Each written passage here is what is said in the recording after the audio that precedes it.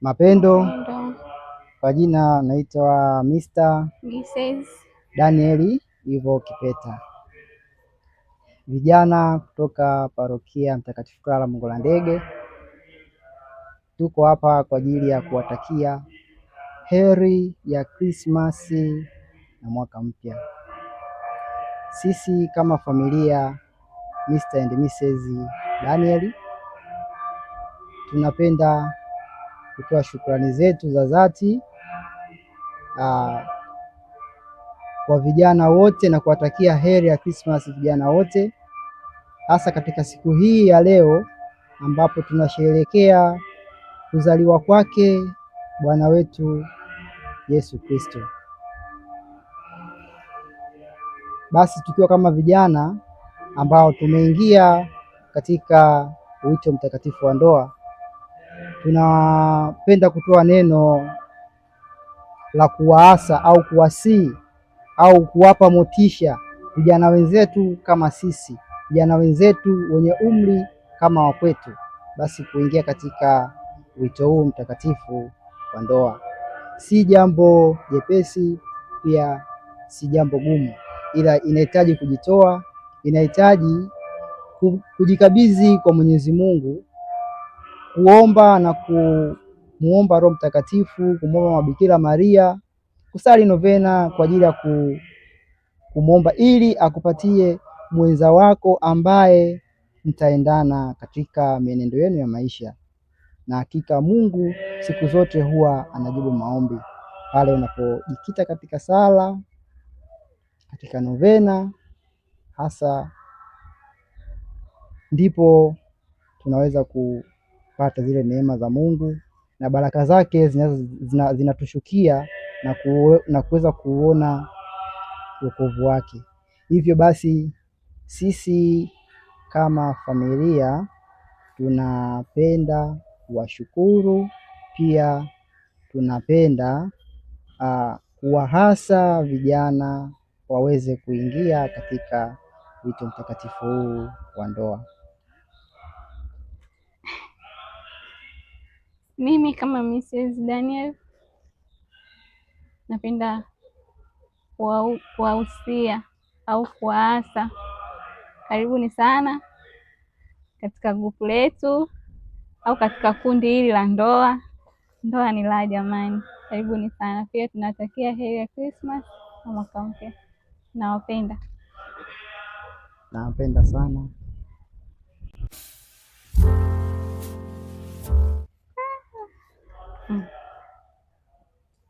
Sisi tulipoanza na mahusiano yetu huko nyuma, Mr. nilifahamiana naye kama kiongozi wangu wa parokia. Kwa heshima nikawa namuita kaka, lakini tukapotezana ndani ya miaka 4. Siku ambayo tulionana, swali la kwanza aloniuliza, umeolewa? Nikamwambia hapana. Akaniuliza, ikitokea mtu anataka kukuoa inakuaje? Nikamwambia karibu nyumbani. Kweli kwa sababu alikuwa na nia, alikuja nyumbani. Lakini mimi nilikuwa na mashaka kwa sababu nilishazoea kumuita kaka. Ila aliniambia usijali kwa sababu sisi ukaka wa kiparokia wala sio wa damu, hauna shida. Kwa hiyo nikamshukuru Mungu kwa kuniletea neema hiyo.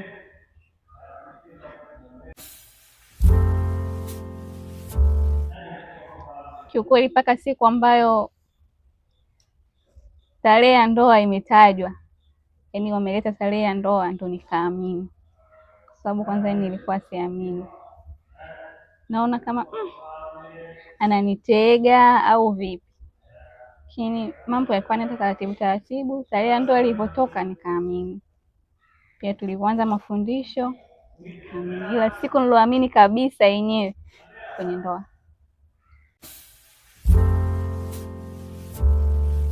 Kwanza kabisa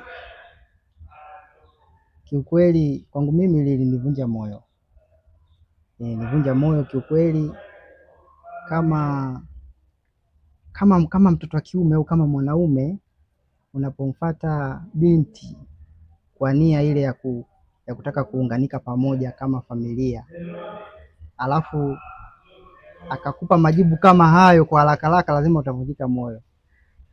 Kwa hiyo ndivyo na mimi pia nilivunjika moyo, lakini kwa sababu nilikuwa naamini kwanza kabisa, kabla sijakuwa na ile nia ya kuwa naye, nilikuwa ni binti ambaye nilikuwa namuona kwanza, ni binti ambaye tumekuwa naye, yani tumemlea, binti wa familia. Hivyo basi mimi haikuniwea ugumu kuanza kumfuatilia na kujua tabia zake, mienendo yake, maisha yake. Yaani hivyo ni moja kwa moja ambavyo mimi vikanipa mimi imani ya kwamba huyu kweli ngoja kwanza nimwangalie katika mwenendo wake wa maisha yukoje. Kweli sikutumia muda mrefu sana, lakini niligundua kwamba ni mwanamke au ni binti ambaye kiukweli anastahili kuwa mke kwa sifa ambazo mimi mwenyewe nimeziona kutoka kwake. Na mimi sikuchelewa kikweli, kwa sababu nilikuwa na uhitaji kulinganisha na maisha yetu ambayo sisi tumeishi vijana, na mpaka kufikia hatua kwamba nasema bana, mimi sasa hivi nataka niishi maisha ya ndoa. Kwa hiyo ni kitu ambacho unakuwa umejipanga kisaikolojia, umejipanga kimwili, kiakili, ili mradi mambo yaweze kutimia. Ingawa changamoto nikutana nazo kama hizo, ingawa sikukata tamaa, niendelea kumwomba Mungu, sababu sisi ni binadamu. Leo unamwona yuko hivi, kesho unamwona yuko vile. Yalidumu ndani ya miaka miwili. Mwaka wa 3 kabla tujafikisha mwaka wa 3 tulikuwa tayari, yaani bado mwezi mmoja kufikisha miaka 3 ndio tulifunga ndoa. Kwa hiyo ni miaka 3 kasoro mwezi mmoja. Yes. Kiukweli kabisa, najua vijana kwetu tuna changamoto, na unapofika katika stage ya ujana unakuwa unapata vishawishi vingi, ila mimi naamini vishawishi vinatokana na jinsi the way ambavyo umeelelewa au wazazi wako walivyokulea. Naamini katika hilo, kwa sababu ukiangalia, nikitolea mfano katika maisha yangu mimi binafsi, kuanzia wazazi, familia kwa ujumla, mpaka mimi mwenyewe, ni familia ambayo tumelelewa katika maadili fulani hivi ya kumheshimu Mungu, ya kuzitii amri za Mungu. Ingawa katika eji ya ujana ni stage ambayo ni ngumu sana, bila nguvu ya Mwenyezi Mungu kiukweli hauwezi ukatoboa, kiukweli kabisa hauwezi ukatoboa. Na vishawishi vilikuwepo vingi tu, ingawa sasa kwa nguvu za sala tu Mungu Mwenyezi ametusimamia katika hilo kiukweli. Ingawa kuna muda hivi inakuwa ni ngumu bwana, katika uchumba kukaa na mtu mbali mpaka kufika ile hatua ya ndoa, kidogo kunakuwa kuna kaugumu fulani hivyo, lakini Mungu ni mwema, namshukuru hilo ilipita. Mimi naomba nimkumbushe kitu kidogo. Kuna siku kabla yeye kupata kuwa mbali, aliwahi kuniambia, mimi sikai na wewe masaa 24 wala wewe ukae na mimi masaa 24. Mimi nakuwa mbali kwenye mizunguko yangu, kazi zangu, na unakuwa mbali kwenye kazi zako. Unatoka nyumbani ukijiheshimu, na ukiniheshimu mimi pia, kila kitu kitawezekana. Kwa hiyo ni kujiheshimu na kuaminiana tu, maana mimi ndio ilikuwa nguzo kubwa.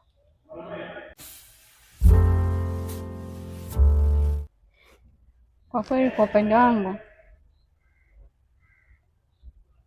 ndoa yangu imekuza imani yangu kwa kiasi kikubwa sana, kwa sababu ya changamoto za hapa na pale za kifamilia. Kwa sababu kwenye familia nilikuwa mkubwa, nilibaki wa imani hii, alafu nina wadogo zangu nyuma wananifuata. Kwa hiyo kuna kipindi unayumba lakini bado unasimama. Kwa hiyo mimi naamini kumpata mwenzangu pia wa imani hiyo imenitia nguvu na imenipa hamasa mimi, hata wadogo zangu wameona kwamba licha ya kwamba tuliumba, lakini kwa sababu dada yeye amesimama, amefika mpaka kwenye ndoa ya hivi, basi hata na wao. Kwa mimi ndoa yangu yani shuhuda mkubwa sana, na najivunia kwenye hilo, na nilitamani Mungu anipe aina hiyo. Mungu amejibu maombi yangu. Katika maisha ya ndoa kikweli imani imezidi kuongezeka, kwa sababu mwanzoni unapokuwa uko peke yako kunakuwa kuna nguvu fulani hivi ya umoja kama familia unakuwa unaikosa, hasa inapofika wakati wa kujitegemea wewe kama wewe. Unajua kabisa kijana akifika umri fulani, kuna wakati atakiwa atoke nyumbani aende akaanzishe maisha yake. Kwa hiyo anapokuwa kula yuko peke yake, kuna upungufu fulani hivi anaukosa wa kiimani, hasa anapokuwa na mwenza wake. Na vile vile inakuwa ni bora zaidi kumpata mwenza ambaye mnaendana imani, kama ni Wakatoliki wote ni Wakatoliki. Kwa hiyo mnachoongea ni kitu hicho kimoja. Katika matendo yenu mnafanya matendo mamoja. Mimi katika familia yangu namshukuru Mungu, imani imeongezeka na mabadiliko ya kiimani kwa nguvu ya sala naiona katika familia yangu. Mimi naomba niwashirikishe kitu. Sisi katika ndoa yetu tulimchagua msimamizi au kama role model wetu Bikira Maria. Kwa hiyo sisi tunapokumbana na changamoto yoyote au kishawishi chochote, sisi cha kwanza, kila mmoja ana jukumu la kumwombea mwenzake, haijalishi ni wapi na wakati gani. Kila mmoja ana jukumu la kumwombea mwenzake, pia kuomba ulinzi kwa mama yetu Bikira Maria. Yaani hicho ndio kitu kikubwa sana kwetu.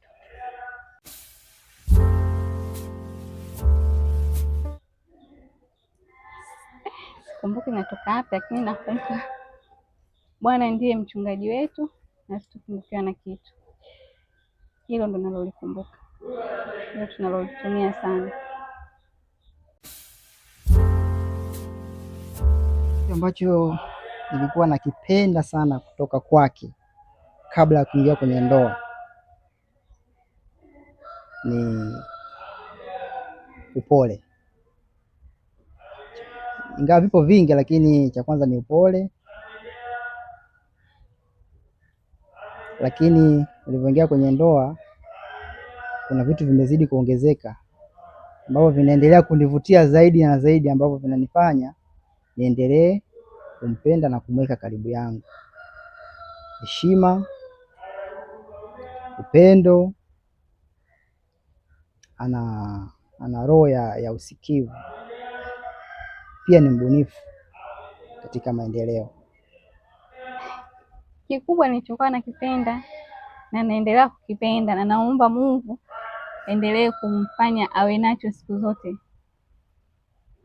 Mr. Dani au mume wangu ana hekima sana, ni mwanaume mwenye hekima sana, ana vinginevyo vingi, ila hicho ni kikubwa sana ambacho mimi huwaga nakipenda, na mara nyingi huwa napenda kumkumbusha kwamba una hekima, ana upendo, anajali. Yaani kuna wakati naweza nikakosea kitu, lakini anapokurekebisha unajua kabisa hapa nimerekebishwa, japokuwa yeye anaweza kukitamka kitu kwa upendo kabisa, lakini unajua hii maana yake ni kunirekebisha.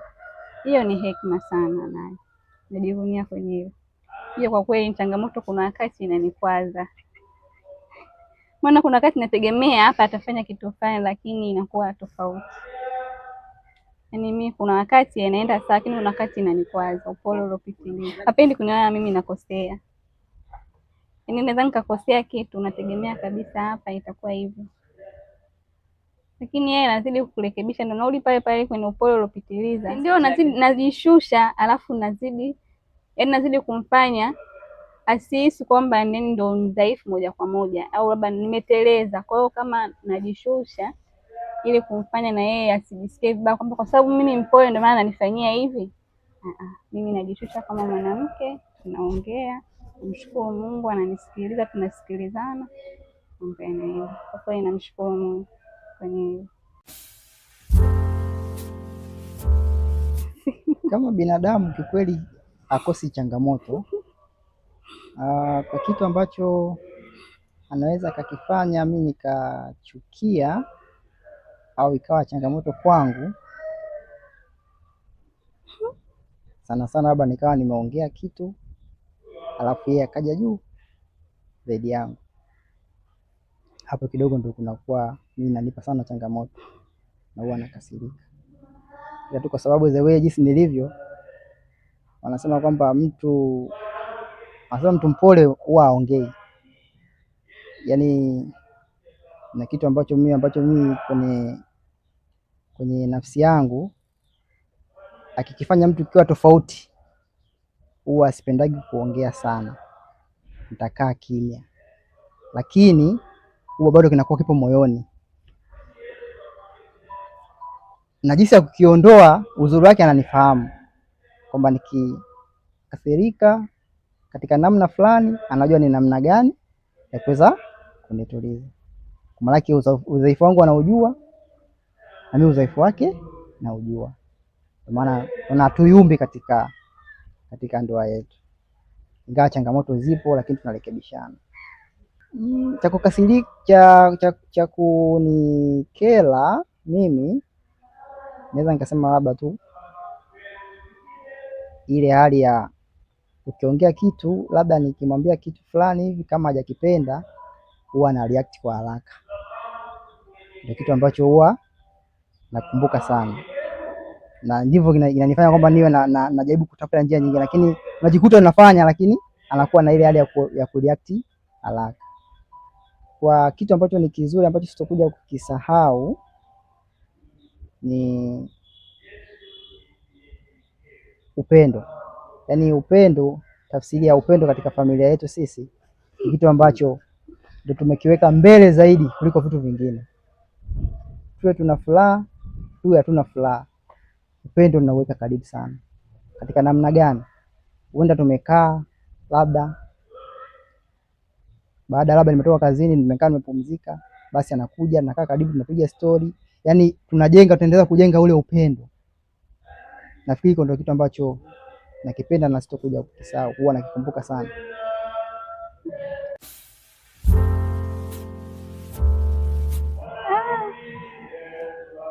Kitu cha ajabu ambacho yeye amewahi kufanya ila kilisababishwa na mimi. Nakumbuka tulitofautiana kwenye uchumba wetu. Mimi nilikasirika sana, nilipaniki kiasi kwamba nilimwambia, yaani vitu vyako vyote ulivyonipa mimi nitakurudishia, yaani kuanzia leo sitaki chochote kwako. Cha ajabu, katika ulipaji wa mahari kuna kiasi kilibaki. Yaani siku ile ile alikuja mshenga akakimalizia na tarehe ya ndoa ikatajwa. Yaani tulikasirikiana sana. Ni katika ndoa, kwa niliona kama vitu vinayumba fulani. Kwa hiyo mimi nilikasirika, nikamwambia, yaani kama mambo yenyewe ndo haya, njoo chukua vitu vyako vyote ulivyowahi kunipa, vyote nakurudishia, kama hela yako piga mahesabu kila kitu.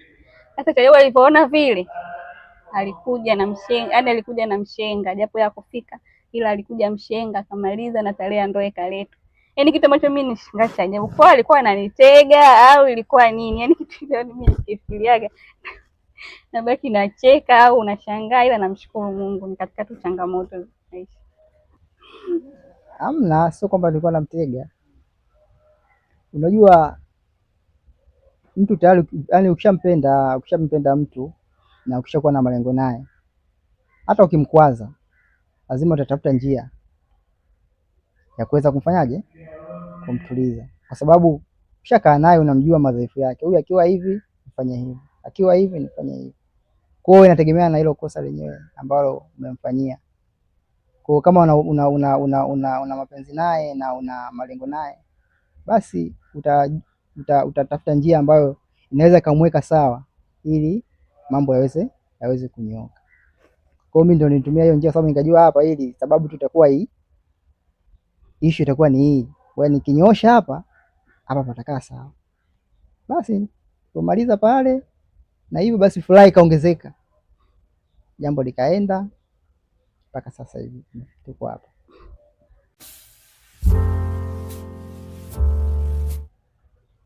Matarajio kiroho, kwa sababu hapo awali tulishasema kwamba tumemweka Mama Bikira Maria kuwa msimamizi wetu na mwombezi wetu katika familia hii ambayo tumeianzisha. Kiroho tunamuomba atuzidishie imani, atupe nguvu ili tusije tukamsahau, cha kwanza. Alafu cha pili, atujalie tuweze kupata na sisi familia ambayo tutailea kama sisi tulivyolelewa na wazazi wetu kiroho na kimwili.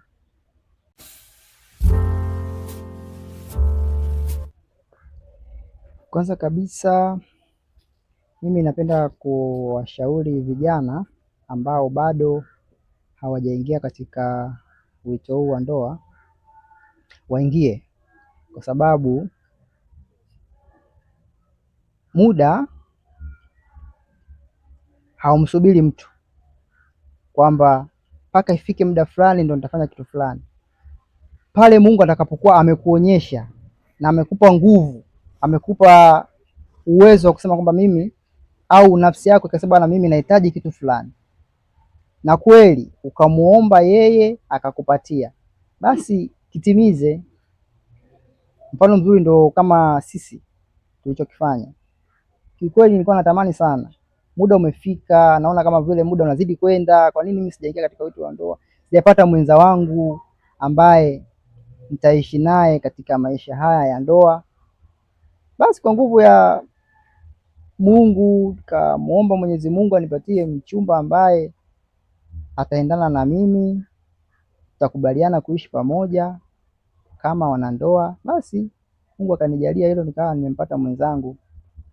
Hivyo hivyo kwa vijana ambao wale ambao wapo kwenye uchumba, basi wazidi kumwomba Mungu uchumba wao uwe imara, hatimaye wafanyaje, waingie katika hatua inayofuata ya ndoa.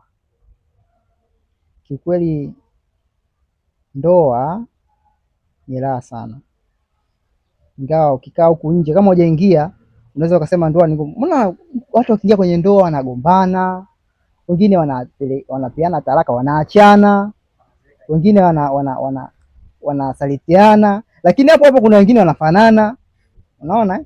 Kwa hiyo unapoingia kwenye ndoa lazima ukubaliane na mambo yote, kwa sababu mnakuwa kitu kimoja. Tofauti unapokuwa peke yako, tofauti unapokuwa watu wawili ambao tayari wameshaunganishwa kuwa kitu kimoja. Kwa hiyo chochote mtachokifanya basi mshirikiane.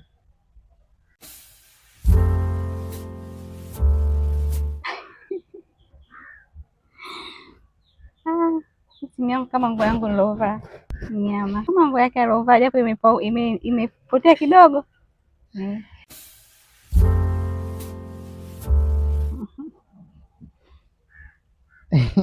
Kiukweli sisi tunamshukuru Mungu kitu kimoja, tunaheshimiana.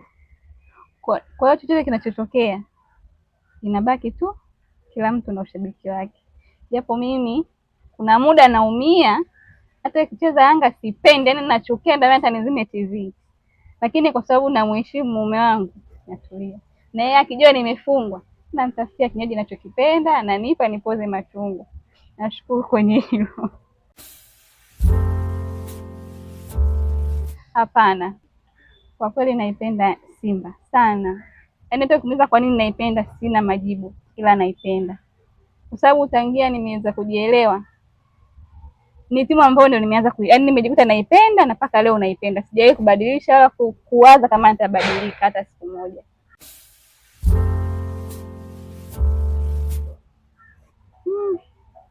Kwa bado.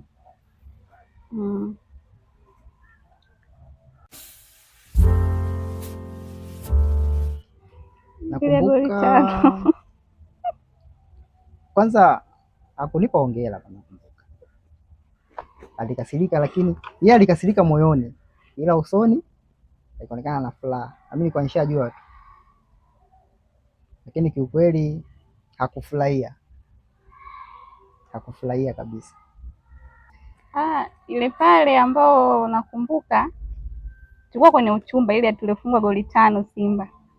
Nakumbuka ndo alikuja, tulitoka tulikuwa tumekaa sehemu tunaangalia, kwani vile vitu vinavyoendelea, yaani mimi nikaa akili haipo, ila sitaki kumuonyesha kwamba akili haipo. Kwa hiyo alivyoelewa haina shida, ananipa kinywaji ninachokipenda ili na yeye asionyesha kama vile yuko upande, yaani kama vile ananivuta kwangu ili anipoze, lakini mimi pia nilimuelewa.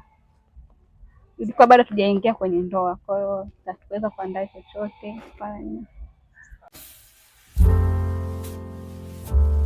Swali gani ambalo sijai kukuuliza?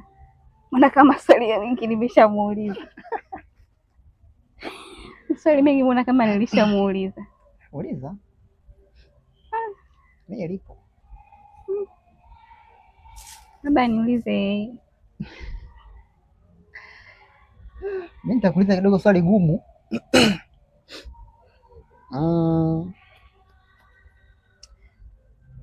Ikitokea katika hii michezo yetu inayoendelea hii ya klabu bingwa Simba na Yanga, ikatokea labda baba akapata tiketi ya kwenda kushiriki kuangalia kule Yanga anacheza, je, utaniruhusu? Hapana, sitokuruhusu niache peke yangu. Kama Simba kweli nitamruhusu, lakini kama ni Yanga hapana, sitoweza. Sitaki tu kwanza aende mbali na mimi. Kama tutaenda wote sawa. Lakini tiketi imetoka moja. Hapana. Mtu mmoja. Siwezi kuruhusu. Hapana, siwezi kuishangilia. Mimi nitatoka kama nimetoka tu out. Lakini yaani pale nitakuwa tu kama mwakilishi tu Mrs. Lakini sitokuwa na chochote. Yaani hata kama wakifungwa, labda ndo nitashangilia. Lakini sio ikishinda. Mimi sina swali gumu jamani.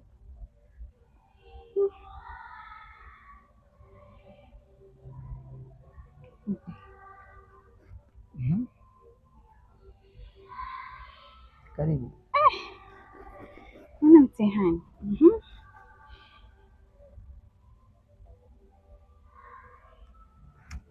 Nimuulize hili swali. Imenibidi nimuulize. Ukiambiwa uniache mimi au iache Yanga, utachagua nini? Niache Yanga kivipi yani? Yaani usiwe mshabiki. Ndege nipae nisafiri au usishabikie Yanga? Au uniache mimi. Yaani niache Yanga au niache mimi au nikuache wewe? Mungu wangu.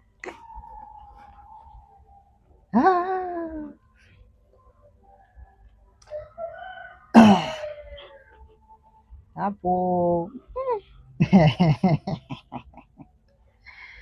swali gumu ila ni jepesi. Kukuacha wewe itakuwa ni ngumu kwa sababu kiroho tumeunganishwa, tumekuwa mwili mmoja, lakini Yanga ni mapenzi tu, ila hayajaunganishwa na mtu yoyote wa pembeni, ingawa sisi tumeunganishwa na nani? Na Mungu. Kwa hiyo inakuwa ni ngumu, siwezi nikakuacha afu nikapenda Yanga. Asante.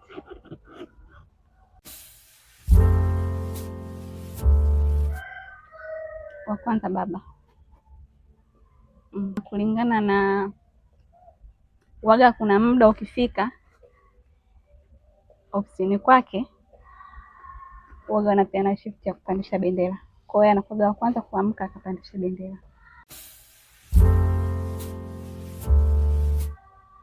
Kulala tunalalaga pamoja. Haijawahi kutokea mtu akawa mwisho kulala.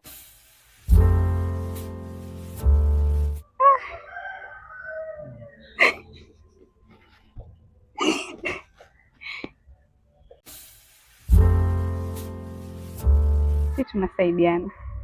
Mimi nikifua yeye anasuuza, au mimi nikifua na kusuuza yeye ananisaidia kuanika. Yes.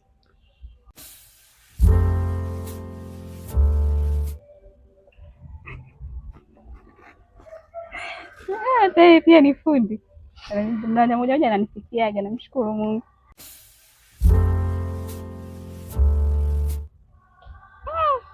pilau anajua kulipika. Chapati za maji yaani anapenda kwanza. Kwa hiyo yaani wakati mwingine utakuta tu labda mimi nimetoka kwa sababu kule tunapoishi kidogo kuna wamama tunaokaa nao, kuna kasi waga wananiita kwa sababu mimi mazingira sijazoea, natoka hivi. Kwa unakuta kataka kitu fulani, aidha kaniandalia vitu mimi nipike au kashaviandaa kifika mimi napika. Yes.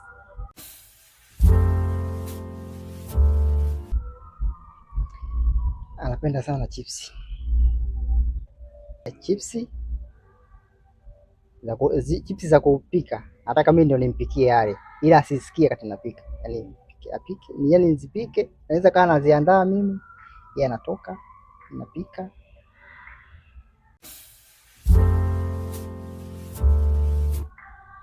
Wote.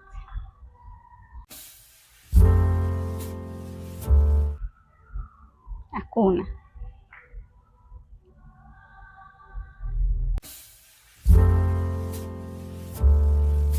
Ni masala ya urembo.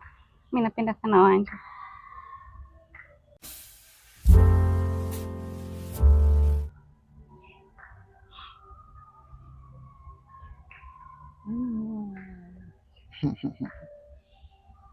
Nisaidie. Anapenda awe smart. Yaani ikitokea labda anatoka kama labda ana haraka sana, mimi labda sijui, sisi wanawake tunafanya vitu taratibu. Utakuta anapiga pasi nguo yake, yaani atoke bila kupiga pasi nguo yake. Yaani nguo yake havai bila kupigwa pasi, havai. Anapenda sana kwenye hilo.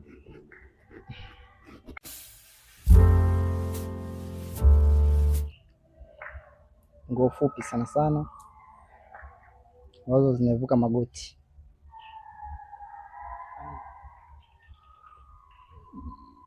Sipendi tu, yaani sipendi hata kabla hata sijakuwa naye, sijai kumuona kwanza kivaa hizo nguo, na pia sivutii nazo kama familia.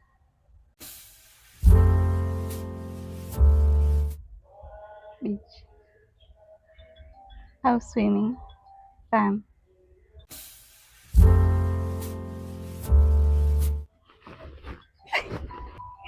Amna yeye, kwa sababu yaani ndio maana nasema kuna wakati hata nashindwa nisemaje. Si kwa sababu kashakuwa mkubwa.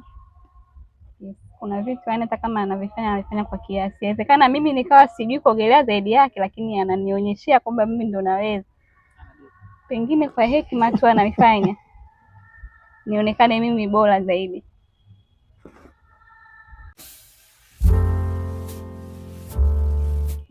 Kitu ambacho natamani kumwambia mke wangu, kwanza kabisa nampenda. Cha pili, aendelee kuwa na upendo kama mimi ninavyompenda. Nachotaka kumwambia mume wangu, nampenda jana, leo na hata milele, lakini pia namheshimu. Nilimheshimu, namheshimu na nitaendelea kumheshimu siku zote.